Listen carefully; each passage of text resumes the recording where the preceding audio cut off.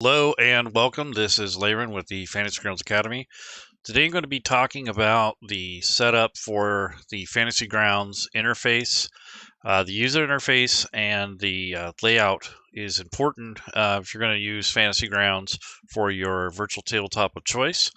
There's been a lot of pushback and concern about the way the interface is laid out, which is a valid concern, but I've found some ways that makes it a lot easier to use.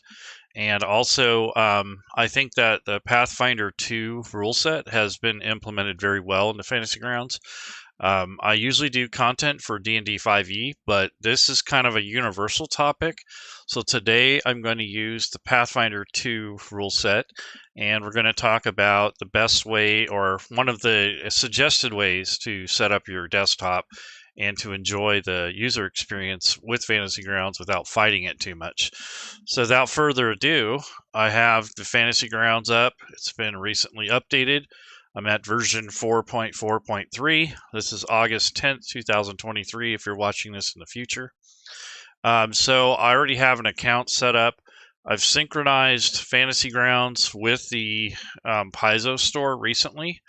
But if you're not familiar with that, I've got to mention this, but if you have an account on Fantasy Grounds and you want to take advantage of the discounts, once you have an account and you're set up, if you go to the store account or the store heading on the website and you go to Paizo account synchronization, if you synchronize this with the store, it's going to pull in your purchases from the Paizo store.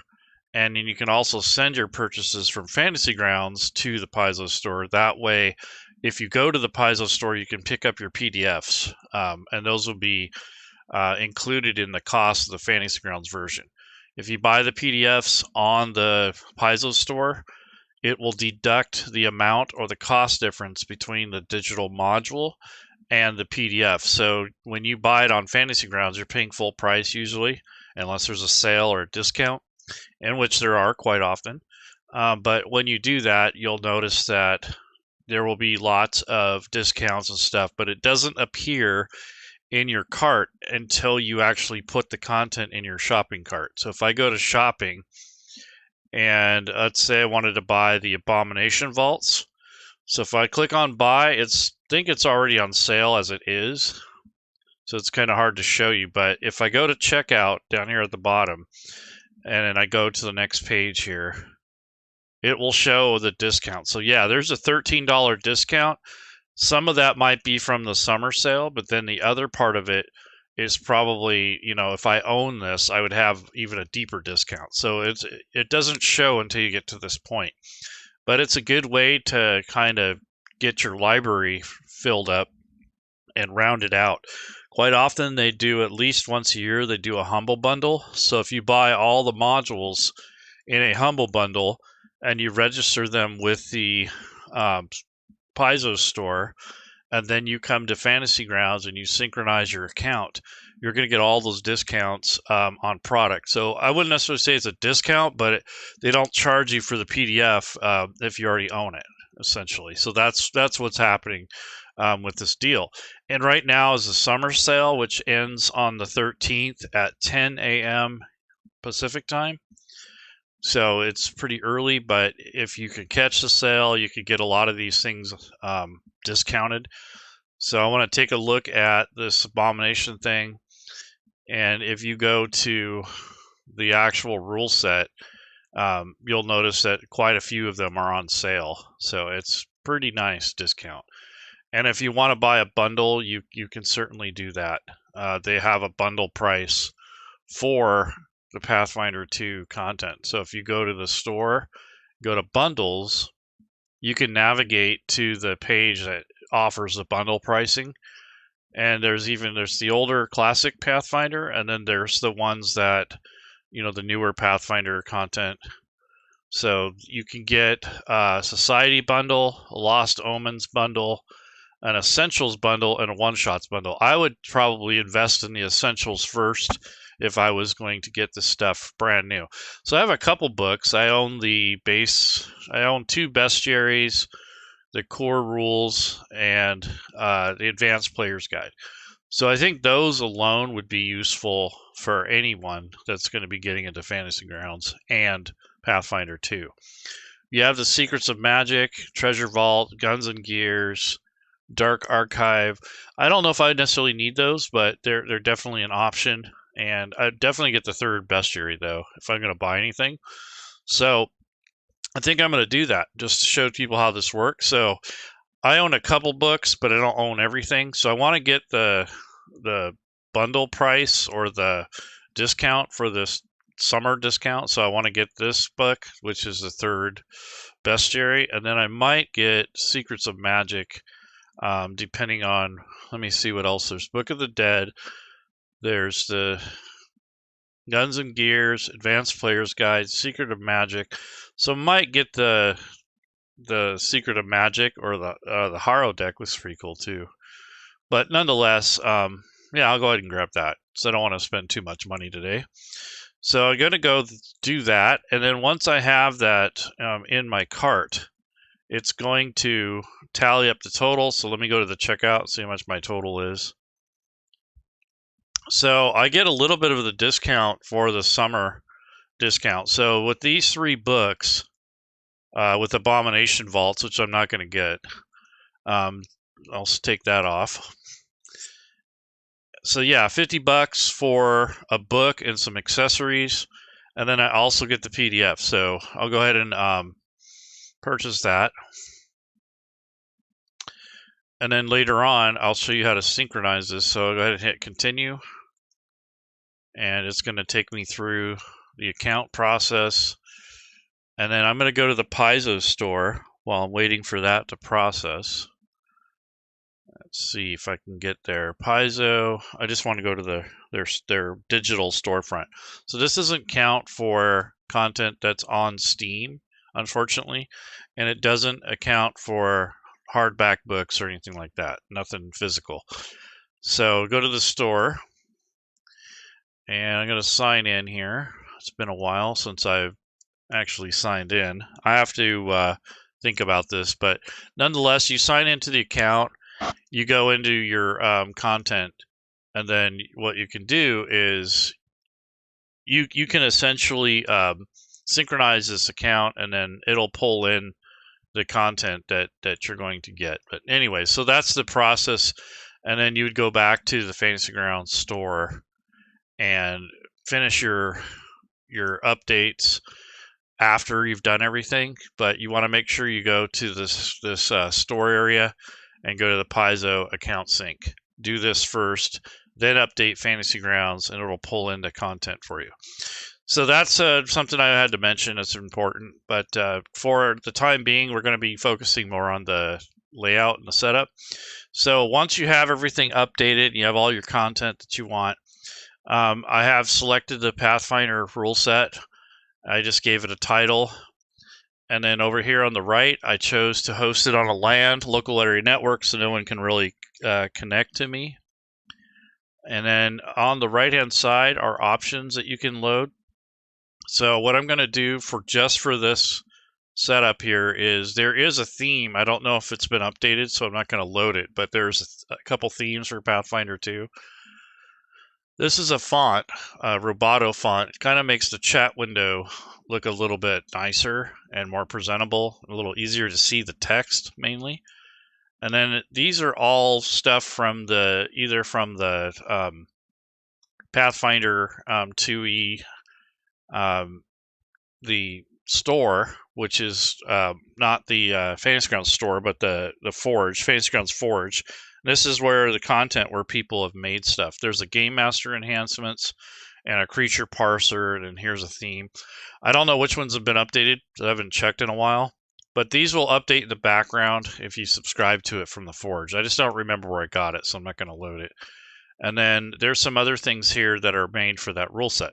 So once you have that stuff loaded, you go ahead and hit start, and it will load you into Fantasy Grounds. Now, the amount of content you have in the background and the amount of other processes that you have on your computer may take this about a minute or so to load up, depending on what you own and how much content you have.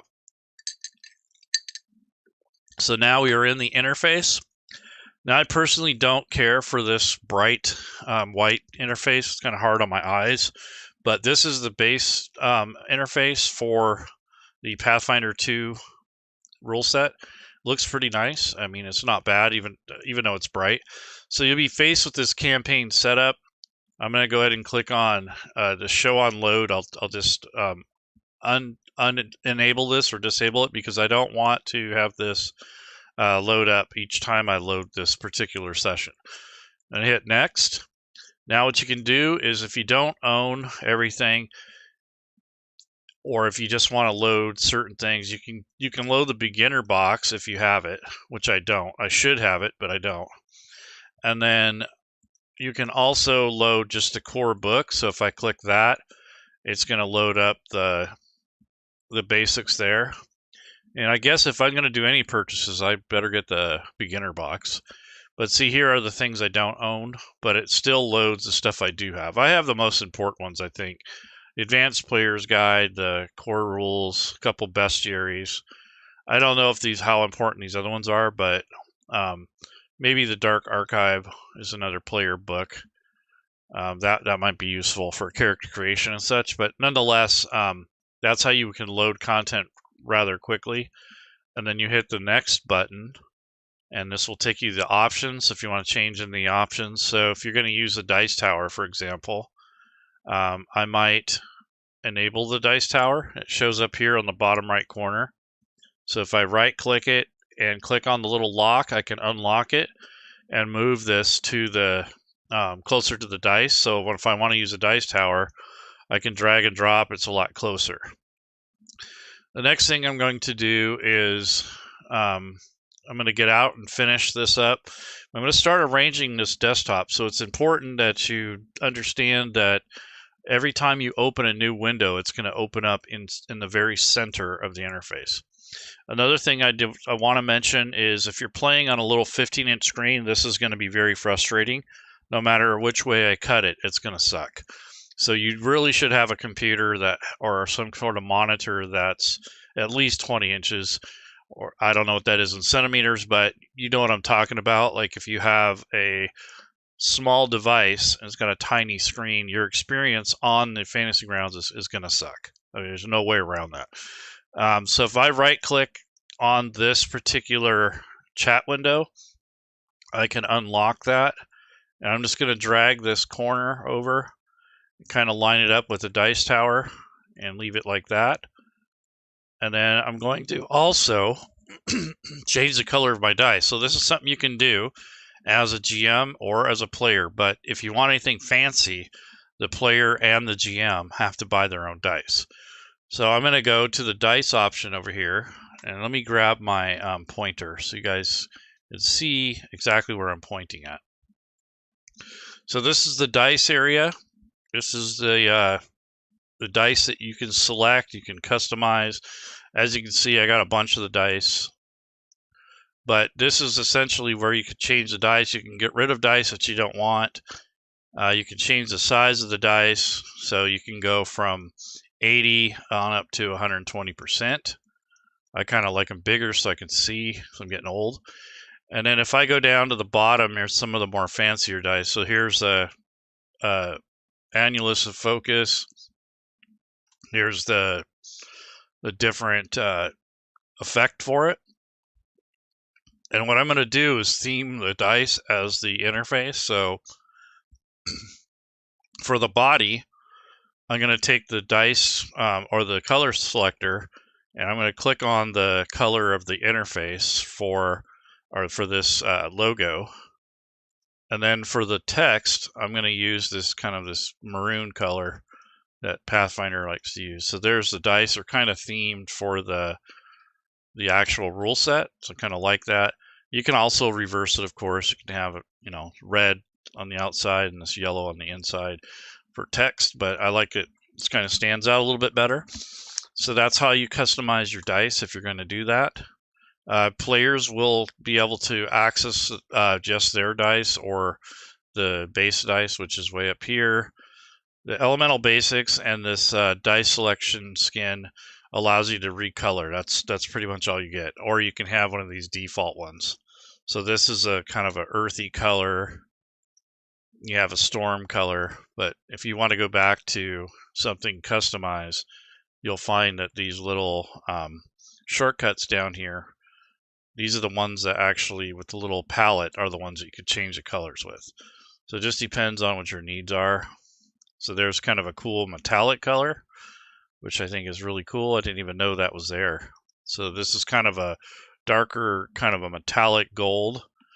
And I can go back to the one I picked earlier, which is the beige. So anyways, this is how you can use this dice tower. You can drop rolls in there instead of in the chat. If you have it set up this way, when you roll in the chat, it's going to be open. So if you turn off the dice tower, you can also turn off the privacy of the roll will change as well. So I'm going to go ahead and close the dice. I'm going to continue on with the user interface. So I've already got the chat window. Now I want to go ahead and grab the combat tracker. So this will be over here. And this is really no different than what I do with the D&D 5e rule set. Pretty much the same thing. Regardless of the rule set, this is how I kind of set this up so it's easier to get to things. And you're not fighting different spots for moving stuff around, that sort of thing. So I have the combat tracker, and I have this background here for the chat window, and this is also your dice tray. So when you drop things in there, that's where you roll. If you roll outside of that, it's not going to register, but it still looks cool. You can pick up multiple dice. So if I wanted to pick up several 6-sided dice, I can right-click on it, and I can select from the wheel like how many I want. So if I want 4 of them, I can do that, and it'll roll 4 of them. Or if I pick up 1 dice and I wanted more, I can right-click a couple times. That'll add more dice to my handful there. And that allows you to roll more than 1 dice at a time. If you want to do a combination of dice, I've had people ask, can you roll a 6-sided and an 8-sided? You can. I don't know if it can actually be assigned to anything particular, but if you drag the dice down into the shortcuts, you can kind of make a dice pool. So now if I click on that shortcut, it's going to roll both those dice together. Now it adds them up, so that may not be the functionality that you want, but that's just a way that you can do it. You can also do dice commands like rolls. So you can do the 4d6, drop the lowest. So if I go to right/dice and then 4d6 d1, which means drop the lowest or drop the ones, that's how this will recognize it. You can drag that string into the shortcuts, and then you can roll that. Oh, that was the volume. So I did the wrong command. It's /die. I did dice. So if you change it to dice, it's something to do with the volume. So I want to go with die. Right/die 4d6 k3. It's kind of the same thing. We're just going to keep the highest 3 and put that down there. There we go. So it rolls. It will keep drop the lowest or keep the highest. So it just depends on what you're going to put in here. But it looks like I put the wrong thing in there. But anyways, you can make macro dice, and you can clear the slots if you don't need it anymore. So the macro shortcuts on the bottom is also shortcuts for just about anything in Fantasy Grounds. So once you understand that, it's really easy to use, and you have different combinations of Shift, Alt, and Control that will give you access to more rows of shortcuts. So there's just infinite, I think it's like 96 different slots that you can do if you have different combinations of Control, Shift. You have Control, Tab, I believe. Nope. So you have Shift, Alt, and Shift, Alt, Tab. So there's a whole bunch. Anyway, so this is just things you can do with the interface. There's a lot of right-clicking in Fantasy Grounds, so once you understand that, it makes it easier. So like the chat window, if I right-click, I have other options here. So I can reset the position of it. I can do half value. I can display a sum. I can double a value. I can negate a value. So if you accidentally damage somebody, you can go ahead and click on the number. You negate the value. It turns it into a negative. So any damage that you did, you can drag it on the erroneous target, and it will erase or heal the target, and it will reverse what you've done. So players can do that too. And then you can also do a clear, so /CLEAR, clear, and that'll clear the chat. Sometimes you can right click, there'll be an eraser here, but if you got a bunch of dice rolls on here, it's harder to do. So right/clear is a nice option. So going further into the interface, I'm going to go up here to the library and go to modules. So I've already loaded these through that setup that we did earlier. So that is something that you'll learn to do as you're making your session ready and available for your players. So mostly I'm concerned about having the player's guide in the core book. Best series, I don't really need them right now, especially during character creation. So I really didn't need to load those. But if you're going to build content or do homebrew or design your own adventure, it's nice to have those there. I'm going to click on the activation button because I want to see if I have any adventures. But I do have some things in here that are third party, like I have this actions and skills. It's by Shade Raven. This is the compendium that he's made, and also D&D companions. I think there's a way that you can have like companion animals and such. So I want to go with I got the Age of Ashes, and then I have the Cult of Cinders, part 2. And let's see, what else do I have? I really don't need a ton more, because if you start adding too much stuff, it's going to get convoluted. And really, I'm only going to be using some of this stuff. So I just have the player's guide and this Age of Ashes loaded. And that's probably all I'm going to need at the most. So I might deactivate the best series because I probably don't need those. So if you go to the module activation, you already have a bunch of books loaded. You can go to the load filter here on the right and click on unload. So I'm going to unload the 2 best series. I don't think I need those right now. And then I think if I'm going to run a campaign and I use the Age of Ashes adventure path, that's pretty much, I don't need a whole lot more. Let me make sure I'm not missing anything. So if I go back to click on load, I'll check out Ashes here, see if there's anything else. Yeah, so here's the first adventure. So that might be all I need there. And honestly, I don't even need the second adventure unless I'm prepping or something, or maybe I want to read ahead and see what's coming up. So that just depends on what your needs are. So I'm going to actually take the Cult of Cinders off because I don't want that. I don't need it right now.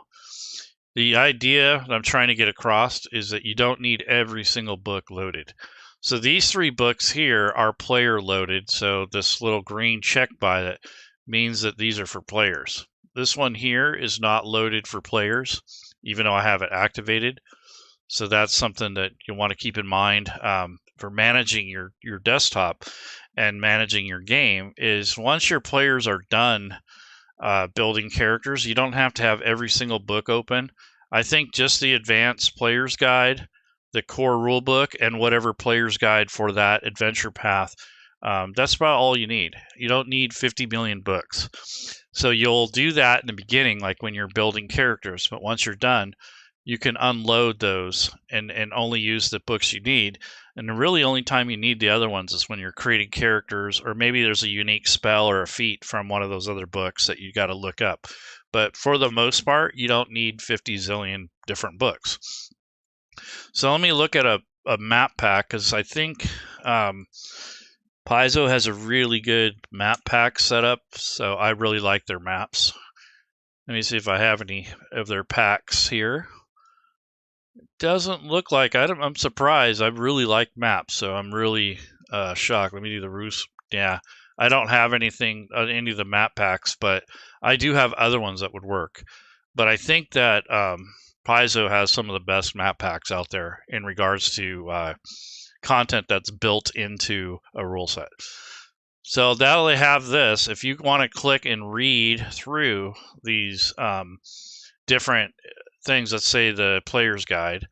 So if you click on the player's guide, you get this reference manual link. If you click that, this will bring up the reference manual, which has been redesigned.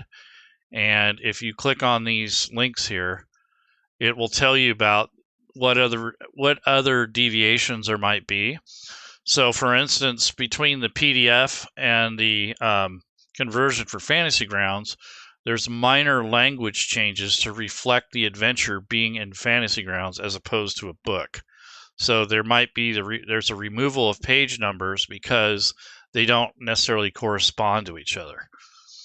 So that's one thing.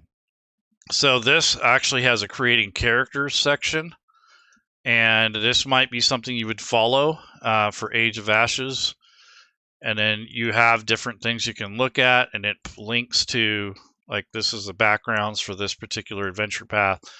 You have an introduction. So this is where you can read the books. You can actually copy this information into another blanks area if you want. They redesigned this so that you can collapse it down. You can do all kinds of stuff with this now. It's not as limited as it used to be.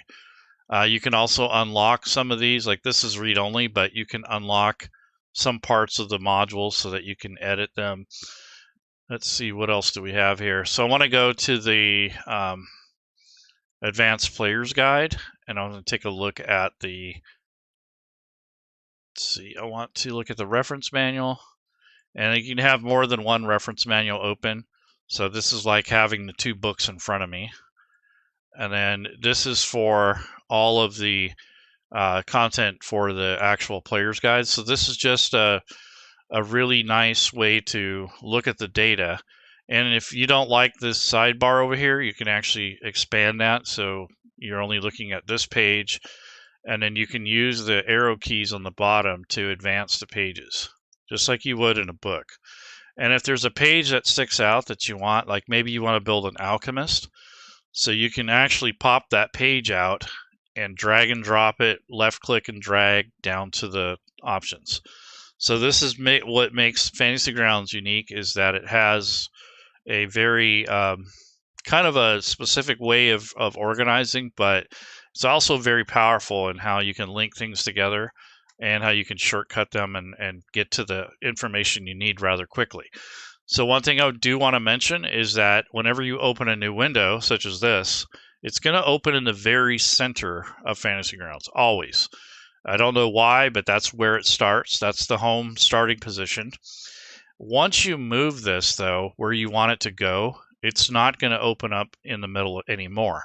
So, for instance, for this alchemist, I have it shortcutted down here on the taskbar, and maybe I want to come back to it later.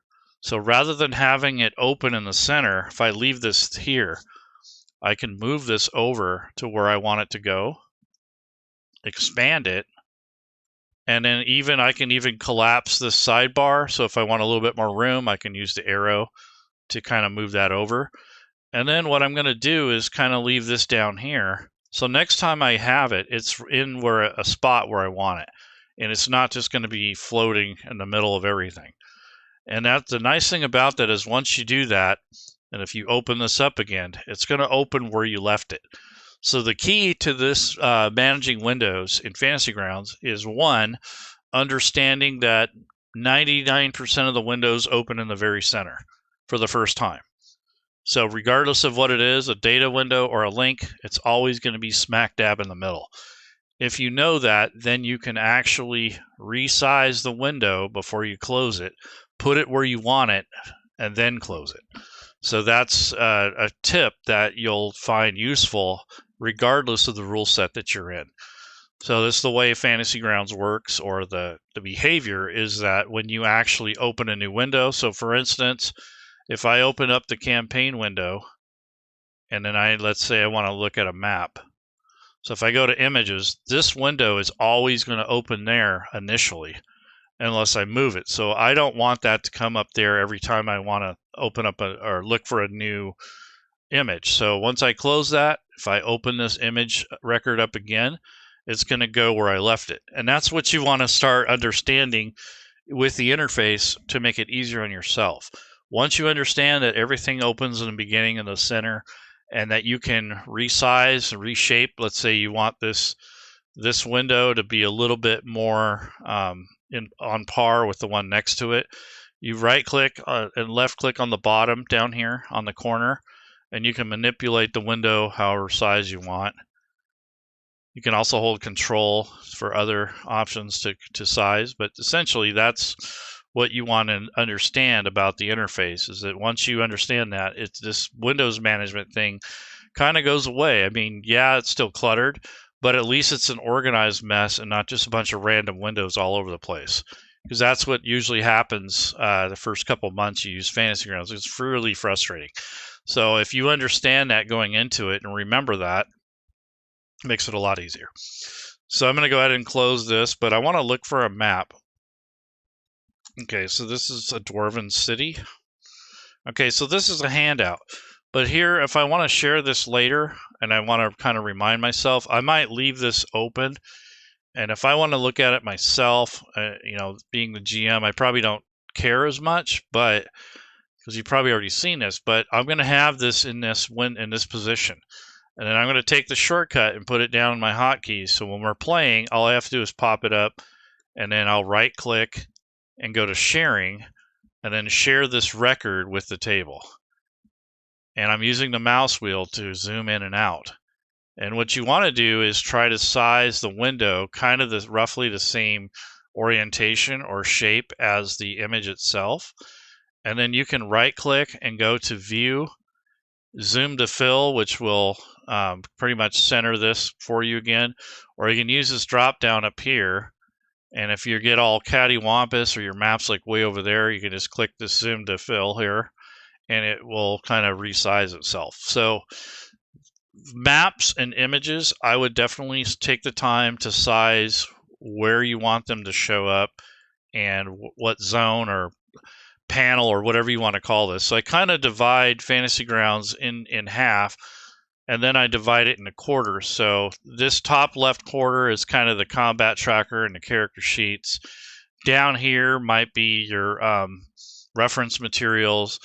Down here on the bottom is your adventure, you know, your actual text and such. And then on the top right corner, I usually have maps and images. So if you kind of compartmentalize how you use Fantasy Grounds and how you organize it, it's so much easier to deal with. So this is just an image. So I want to see if I can find a map. Let's see. So here's the Age of Ashes. Okay, so here's the Citadel. So here are the Citadel vaults. This is the Game Master map. As you can see, it's already got all the links. And what I would do is something like this, if I was going to run this, is just take this and kind of square it up, kind of make it the shape of this map somewhat, and then leave it there, and then maybe right click on it, go to view, zoom to fit. Now if it's a little too small for you, you know, you can obviously take this and stretch it beyond, and then if you need to look at the other stuff underneath, you can certainly resize it, or you can just tab to the next thing. So this is the map, and if I tab over to that, this is the actual text. So you can kind of, as long as you have access to it, you can click back and forth. So you don't have to necessarily have it in a pocket like I had earlier. So this is the DM map. This is going to have the numbers on it, and it will have the pins for each room as you need it. The nice thing about this is that the GM maps generally are smaller in size for file size. They're not quite as clean and as nice as the player map. So this would be something I'd have loaded, you know, just to have it in the wings, kind of ready to go if I need to reference what the next room is or something like that. The next thing I would do is go to the player map for this and get that one going. So here's the map. Here's the Citadel map. That's the outdoor one. I want the under vaults. There we go. So this is the player map. So side by side, you can see that the player map is higher definition. When you zoom in, it's not as blurry. So the player map is designed to share with your group. It doesn't have all the numbers on it, and it is a lot nicer and cleaner to look at. So this is just something that you'll learn as you go along. But as you can see, I'm kind of building a pattern here for how I want this layout or how I want the window situated. So if this was a map that was oriented horizontally, then I would just expand this window open and let it ride in there. So the next thing is I'm going to bring up an NPC, put it on the combat tracker. So let's just say here's the war room. There's some cinder claws in here.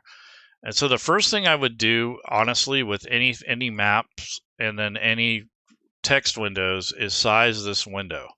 Because what that'll do is keep that from popping up in the center. And if you use the navigation arrows on the bottom to go to the next room, instead of going to the story entry or the reference manual to look at it, you can just do it from down here from your shortcut. Use the arrow keys to go to the next areas. And once you do that, it won't pop up in the center in the middle anymore. So once you view these pages in its full glory here, it's going to make it so where you can not have to worry about it getting in the center of your work, and then it'll always be down here on the bottom right. What I like about the Pathfinder content is they always have all of like a summary of links here, which I really appreciate, because some of the D&D content doesn't do that. They do it some places and other places they don't. So like for instance, this is the GM map and this vault area that we were just looking at. So there's like shortcuts to everything, which I really like. I appreciate that. And then here's the cinder claw symbol. So I'll go ahead and put that here. So whenever you're going to prepare for your adventure, you're going to put all your windows where you want them to be. So if you're going to be spending a couple sessions down in the vaults, I would seriously take the time to just resize all the windows for the chapter. And it doesn't take that long. Here's a synopsis.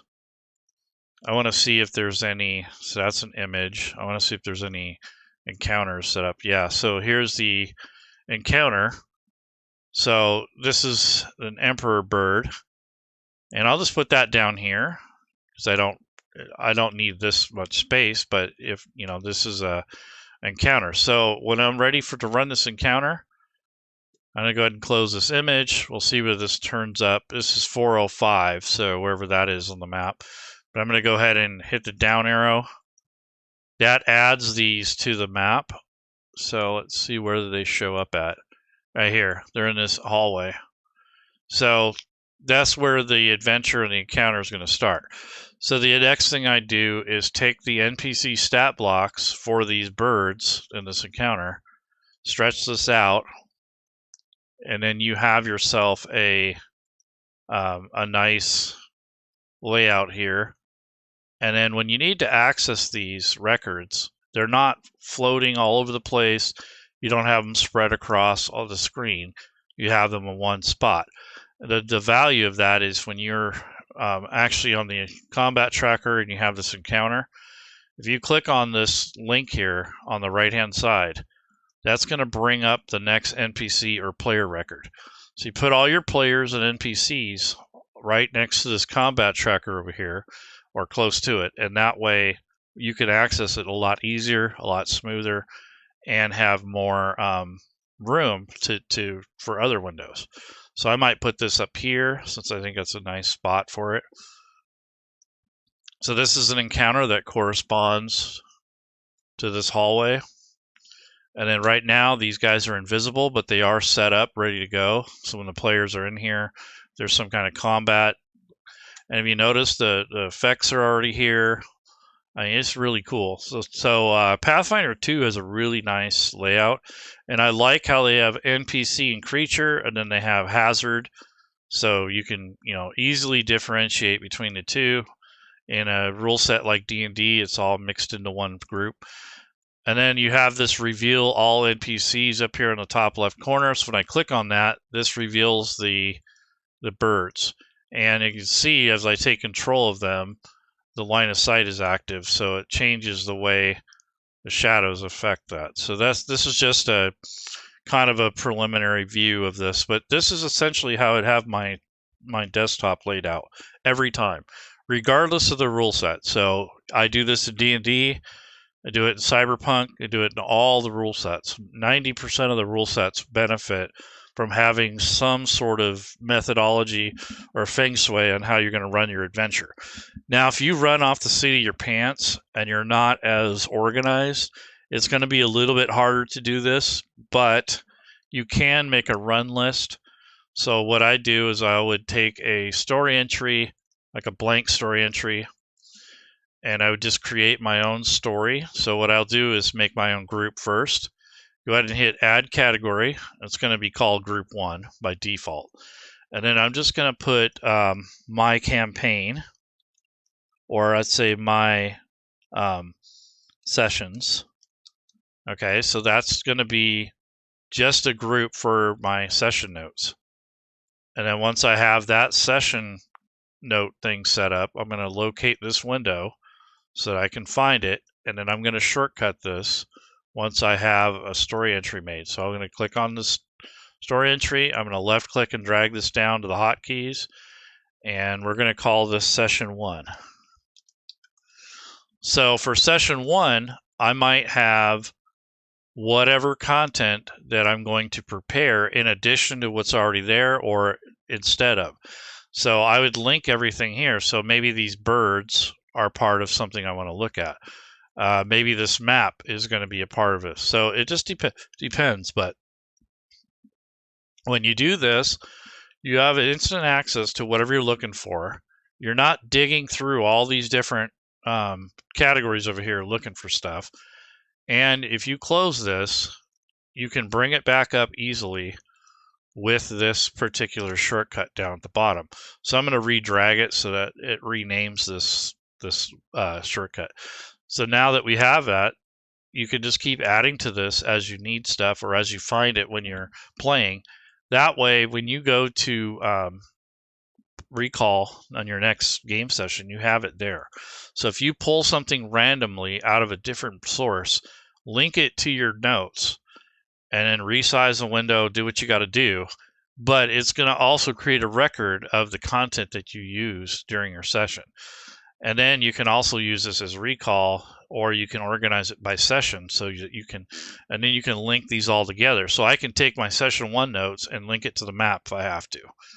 So that way, if I accidentally close this during gameplay, I can actually just recall that up. If I accidentally close the map, I can recall the map so that you'll have them linked back and forth. So that's a very powerful tool.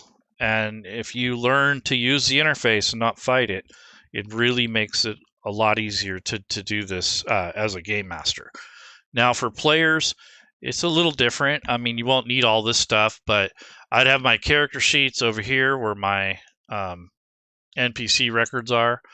And then I would just have the shortcuts of the content I need all the time down in the hotkeys. So maybe this attack, maybe anything that's draggable, you know, I might be able to get by with dragging that down to the hotkeys, depending on what it does.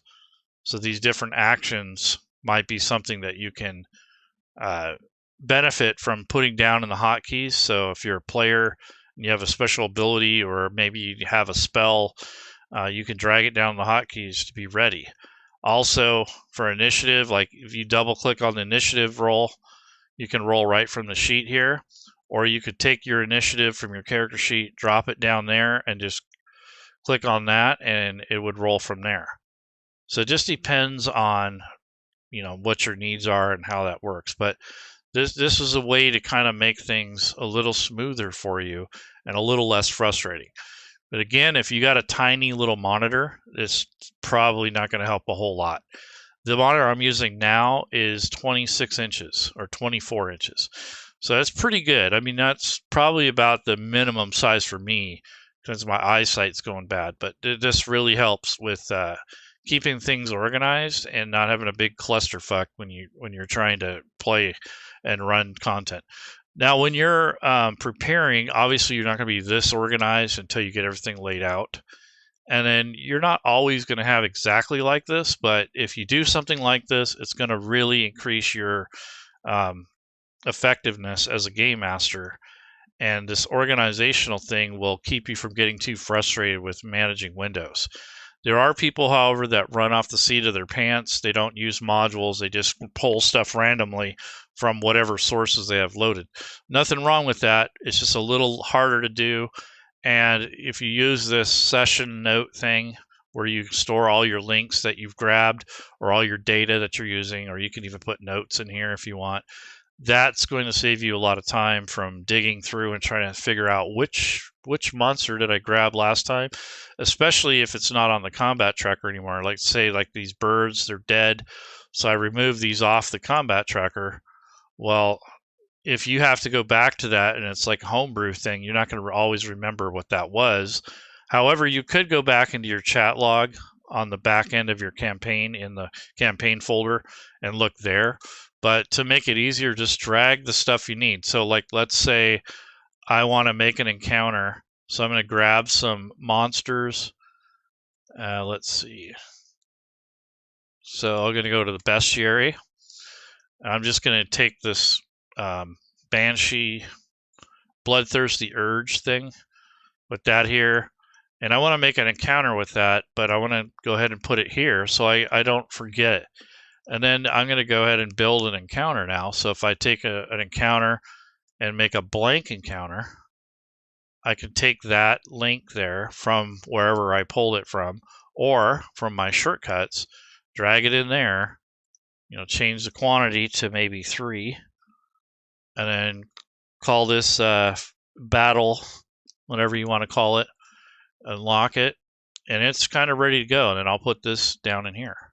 So now this is ready to go. That didn't take very long, and then when I hit the down arrow, that'll send them to the combat tracker. So just by taking a little extra step there and adding these as you go will make things a lot easier for you to manage, especially if you're doing homebrew and you don't have everything organized like it is. This is the way to go, I think, for that. That's the closest you're going to get to organization without being organized. So this is a good way to use Fantasy Grounds to its fullest potential. And don't forget all these right-click options. So here you have a way you can clean up text. You can clipboard this content. Over here on the map, you have unlocking tokens, sharing. You have a pointer. So if you want to draw a radius, let's say a spell radius, you right-click, go to pointers, and then you would draw, let's say it's a square, a cube. So you left-click and drag, and then there's your cube. And you can move that around as you needed. So that's so you can find out who you're targeting. And then if you want to change the color of the user color, the default's this black color. But if you go into settings, and then you look here under the per user settings, you can come up, bring up this wheel, that'll change this color. So that way it's a lot easier to see what you're doing, and you know who's who. So hopefully everyone has a different color. So this is just things that you can do to improve your quality of life, and you're not constantly fighting the interface. It just, so many people that fight this that it's frustrating to watch when you know there's a better way, or you know there's a way that works for you, but it doesn't necessarily work for everyone else. So something like this may not work at all for what you're doing.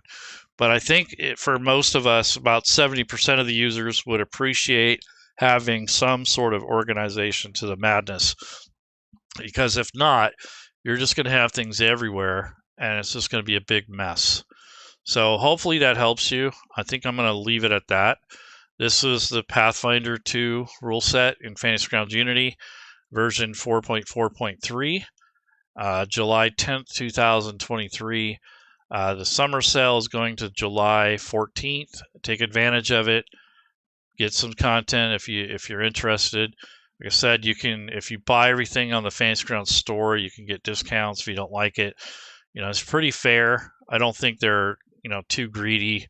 I mean, sometimes people think that, oh, they're just trying to, well, they have to make some money, but I think that a lot of the stuff they're doing with the interface and the rule sets and the way the features are rolling out in Fantasy Grounds, I think they're on the right path. They don't go very fast. They're very slow, meticulous, and careful about what they do.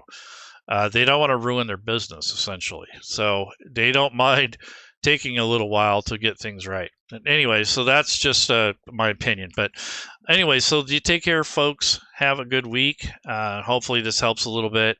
Again, this is Pathfinder 2. The links for our community, the sale, and for the Pathfinder 2 content will be at the end of the video in the description. Give me a like or tell me I'm an idiot, whatever you want to do in the chat description area on YouTube.